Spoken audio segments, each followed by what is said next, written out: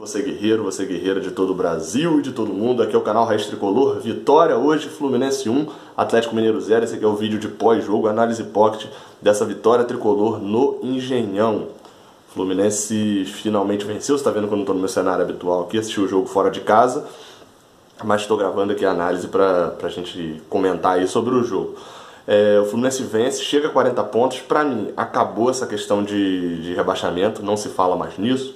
Encerrado o assunto, o Fluminense precisa de 2, 3 pontos ali só, e isso tem 8 jogos para conseguir. Para mim, assunto rebaixamento já é um assunto passado. O que a gente pode falar agora de Campeonato Brasileiro, eu vou falar mais de tabela depois, primeiro vamos falar do jogo propriamente, né? O Fluminense começou no 3-5-2, eu falei aqui que talvez apostasse até no 4-4-2, que eu começaria no 4-4-2, Marcelo Oliveira manteve o time padrão, só colocou Dodge e Daniel no banco, né, que seriam 2 jogadores, e ele ia começando com o Léo na ala pela direita, que era o normal também. O Léo sentiu dores pouco antes, entra Julião e me surpreendeu. Julião fez uma boa partida, ofensivamente, defensivamente. No primeiro tempo me pareceu um pouco desentrosado com o Ibanez, mas depois eu acabei vendo que era uma péssima tarde do Ibanez, na verdade. Hoje não repetiu as boas atuações que vem tendo e não comprometeu. Então gostei do Julião, gostei por mim, né? É óbvio que Marcelo Oliveira volta com o Léo assim que o lateral tiver recuperado, isso pra mim não é dúvida, mas é bom saber. O Julião entrou e mostrou que não precisa improvisar Matheus Norton. Talvez se tivesse feito isso contra o Flamengo, alguma coisa teria sido diferente. Gostei de Marcelo Oliveira também ter atendido um pedido da torcida, e a torcida já tinha pedido há muito tempo. Poxa, Kaique não vem bem, tem atacantes muito melhores, deixa Kaique fora do banco. Ele deixou hoje, deixou Kaique e Matheus Norton atendendo aos pedidos da torcida fora dos relacionados, já que muitos jogadores vêm tendo uma fase melhor. No início do jogo o Fluminense começou jogando melhor, começou pressionando e sempre pela esquerda, sempre com Ayrton Lucas, Everaldo, Ayrton Lucas, Everaldo. Ayrton Lucas tem que patentear, eu botei isso lá no meu Twitter, me segue lá no Twitter, @GabrielAmaral com 3 L's no final. Eu botei isso lá no Twitter falando que Ayrton Lucas, ele tem que patentear essa jogada, essa tem que ser a jogada Ayrton Lucas. Sabe sei lá, igual tinha não sei quem vai lembrar disso, tô lembrando disso agora, o desmoralizante, que era um drible que o Moraes, que jogou no Vasco, jogou no Corinthians, também tinha patenteado. O Ayrton Lucas tem que patentear, porque ele faz perfeitamente essa arrancada, dificilmente ele perde a bola, até quando perde é um risco grande, mas normalmente consegue a jogada passar por por dois ou por 3 ali jogadores, e as grandes jogadas do Fluminense no primeiro tempo foram justamente com essas jogadas.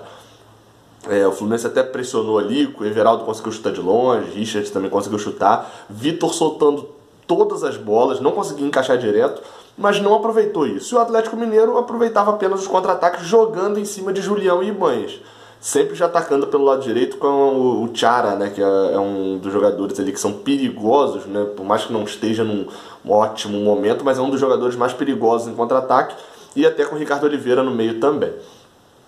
Foi para o segundo tempo. O primeiro tempo foi muito morno. Para o segundo tempo, o Fluminense precisaria de um fato novo que não aconteceu no vestiário. Eu achei até que Marcelo Oliveira ia mexer no time, não mexeu. Me surpreendeu ele não ter mexido no time, achei que ele já fosse voltar para o segundo tempo, mas manteve o mesmo time. E com 1 minuto, poderia ser um banho de água fria, porque aquele pênalti que pra mim, ele meio que mostrou o que foi a marcação do Fluminense na defesa, até conseguir fazer o gol, que foi falhas em bolas lançadas. Eu lembro que no ano passado, o Flamengo naquela história de cheirinho e etc, uma grande crítica era a galera do Flamengo, era isso, era a bola que o cara vinha pelo meio com a bola e dava entre o zagueiro e o lateral. No caso do Fluminense, são bolas nas costas dos zagueiros. O Fluminense tomou uma dessa, saiu cara a cara, agora eu não estou lembrando quem foi o jogador do Atlético que saiu cara a cara com o Júlio César, deu tapa para a esquerda, acho que foi o Casares ou o Tchará, não lembro, mas foi um jogador de frente mesmo. Júlio César, a princípio, eu achei que não fosse pênalti, porque ele realmente não toca com a mão, mas o joelho dele toca ali no zagueiro. Pênalti, e aí nessa hora, Fábio Santos é um dos melhores cobradores de pênaltis do Brasil. Talvez ele seja um dos destaques aí do Brasil, junto com o Henrique Dourado e etc. Perdeu. Um jogador que nunca tinha perdido um pênalti pelo Atlético perde, acerta a trave, justamente. O Fluminense tem que aproveitar esse momento. Eu botei isso lá no meu Twitter na hora. O Fluminense tem que aproveitar.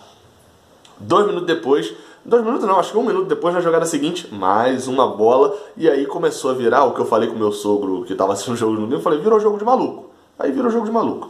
O Atlético chegava no 3 contra 2, às vezes 4 contra 3, e o Fluminense chegava num 3 contra 4 normalmente no ataque. Era a hora que, pra mim, o Ibañez tinha falhado no primeiro tempo, falhou no segundo tempo várias vezes com isso, a bola quicando dentro da área, ele chuta fraco, o Atlético tem oportunidade. Era hora de tirar Ibañez, coloca o Daniel, bota o Daniel pra jogar, ou então coloca o Calazans, ou até o próprio Matheus Alessandro mesmo, pra jogar com 3 atacantes. Marcelo Oliveira não fez isso e foi premiado com uma coisa que a zaga do Atlético vinha fazendo desde o início do jogo, que era sair tocando errado. Luan toca errado, Luciano com uma tranquilidade absurda, tanto a do Luciano para finalizar e tanto a do Everaldo de não ser fominha. Muito vem se comentando, que o Everaldo mesmo já falou isso, de que o Fluminense, ele queria fazer um gol pelo Fluminense no Maracanã, e estava ansioso para isso, mas não deixou essa ansiedade tirar o discernimento de boa jogada dele. Ele meio que dribla o Vitor quando ele poderia lhe dar mais um tapa e ele tentar fazer o gol, ele rola pro Luciano na hora certa, o Luciano não está impedido e o Fluminense faz 1 a 0. Naquele ponto, Paulo Ricardo e Matheus Alessandro já estavam ali prontos para entrar no jogo. Ele ia tirar o Everaldo, que era o que pra mim não fazia sentido, mas na cabeça dele ali, ele estava achando que o Everaldo não estava jogando bem, e ia tirar o Ibañez, que estava mal, para botar o Paulo Ricardo. Sai o gol, ele tem um atacante rápido que estava mal, mas que na cabeça dele, tá? Tô falando na cabeça dele. Um atacante que estava mal, mas que acabou de fazer uma jogadaça pro gol, tende a crescer. E tem um zagueiro que estava jogando mal e agora ele vai ser pressionado. O certo era o quê? Tira o Ibañez, bota o Paulo Ricardo, segura o Matheus Alessandro. Ele inverte a mudança. Tira o Everaldo sem explicação nenhuma, coloca o Matheus Alessandro e entra e logo depois até ele faz a mudança para a entrada do Ibañez, a saída do Ibañez e a entrada do Paulo Ricardo. O Atlético notoriamente pressiona, o Fluminense não consegue matar o jogo. Teve chance com o Luciano numa boa jogada, teve chance com o Ayrton Lucas, teve boas chances ali, mas não consegue, teve um chutaço do Matheus Alessandro. Enfim, o Fluminense tem chances, mas lá atrás pressão, chutaço do Ricardo Oliveira, chutaço da direita também do Emerson, que eu vi, achei que a bola tinha entrado, até que sente o Igor Julião, tá fazendo uma boa partida.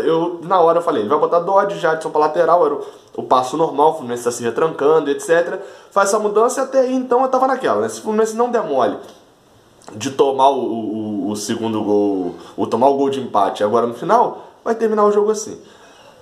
Só que, aí o que acontece? O Fluminense, num lance que eu acabei não vendo ao vivo, foi na hora que eu olhei pro celular ali e tal, de repente, opa, tá com uma confusão, alguma coisa, né? Nessa confusão, o Fluminense vai, Matheus Alessandro dá uma cotovelada, realmente, ele acerta a cotovelada, não lembro quem era o jogador do Atlético agora, só que o árbitro ficou 1 minuto, ele ficou 1 minuto, ele puxou o Matheus Alessandro e parou. Nisso que ele parou, ele chamou o atendimento. E aí puxou o Matheus Alessandro, até um puxão esquisito lá, o Vin Diesel deu, por trás assim, puxou, e quando ele puxa o Matheus Alessandro, ele segura. E aí é a hora que sobe na tela da televisão, entra o replay. Passa um replay, fica claro que o Matheus Alessandro deu aquela cotovelada mesmo. Passa o segundo replay, super câmera lenta dele dando a cotovelada. Depois que passa o replay, volta a imagem pro juiz e tal, o juiz vai, puxa o vermelho e dá.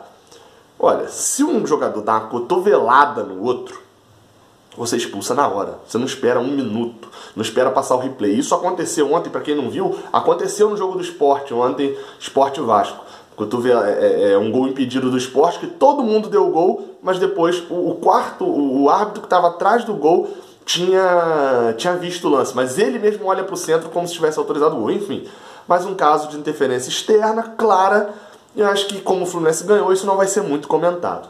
O Atlético ainda pressiona, o Fluminense fica com 1 a menos, chega até a ficar meio que com 2 a menos, que o Luciano também sente o cansaço, mas no final das contas tudo deu certo, vitória tricolor, chegamos aos 40 pontos. Para falar rapidinho aqui de tabela, propriamente, toda a dedicação agora na Sul-Americana, meu ingresso já está comprado, estarei lá no Engenhão, no leste inferior, se eu não me engano, eu não vi qual era o setor, provavelmente que eu não conheço direito o Engenhão, mas já acho que é leste inferior, estarei lá. Com certeza, estarei vendendo camisas, inclusive, antes do jogo. No pré-jogo lá eu digo onde é que eu vou estar vendendo as camisas do Raiz Tricolor, as novas. Então, falando sobre tabela aqui, né, para fechar. Fluminense tem um jogo difícil contra o Santos, depois tem dois jogos no Rio de Janeiro, né, contra Vasco e Sport. O Fluminense agora tem uma boa sequência ali para conseguir almejar algo. E se você não está entendendo o que o Fluminense ainda pode almejar, não sei se eu vou conseguir colocar agora porque eu estou pelo celular, mas dá uma olhadinha aqui no card. Se não estiver aparecendo aqui no card, aqui ou aqui, agora não sei se está invertido também, mas enfim, está aparecendo aí no card. Se não estiver aparecendo, você pesquisa aí um vídeo que eu fiz aqui, um papo de terça, sobre qual que o Fluminense deve priorizar, Sul-Americano ou Brasileiro. Porque lá ainda tem um motivo para o Fluminense se preocupar no Brasileirão, que é a questão da vaga na Copa do Brasil, e hoje está vivo ainda o Fluminense numa questão de uma vaga na Libertadores. O Fluminense está 2 pontos atrás do Santos só e tem um confronto direto com ele no sábado. Ou seja, além da Sul-Americana, é óbvio que agora se tornou prioridade máxima a Sul-Americana. O Fluminense não pode deixar de lado o Brasileirão não, mas até valeria uma poupadazinha no time contra o Santos na Vila Belmiro no sábado para ir 100% contra o Nacional lá no Uruguai. Enfim, torcemos por uma vitória quarta-feira. Torcemos para que o Fluminense faça uma boa vitória na quarta-feira. Amanhã tem giro de notícias, terça-feira tem papo de terça e quarta-feira pré-jogo de Fluminense Nacional, pré e pós-jogo, na quinta tem vlog, tem muito vídeo aí durante a semana. Vamos comemorar essa vitória. Saudações tricolores, até a próxima.